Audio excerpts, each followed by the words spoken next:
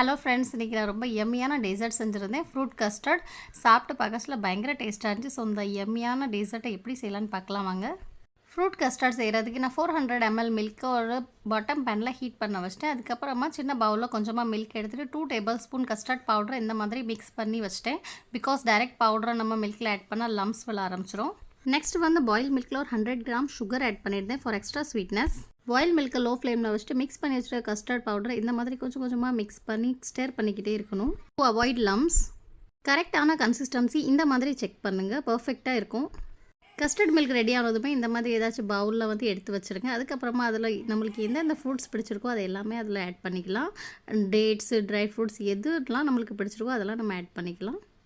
எனக்கு பிடிச்சிருந்த எல்லா ஃப்ரூட்ஸுமே நான் அதில் மிக்ஸ் பண்ணி எடுத்து வச்சுட்டு அதுக்கப்புறமா 3 hour ஃப்ரீசரில் கூலிங் பண்ணி வச்சதுக்கப்புறமா எடுத்து சாப்பிட்டு பாருங்கள். டேஸ்ட்டு பயங்கரமாக இருக்கும். கண்டிப்பாக ட்ரை பண்ணி பாருங்கள்.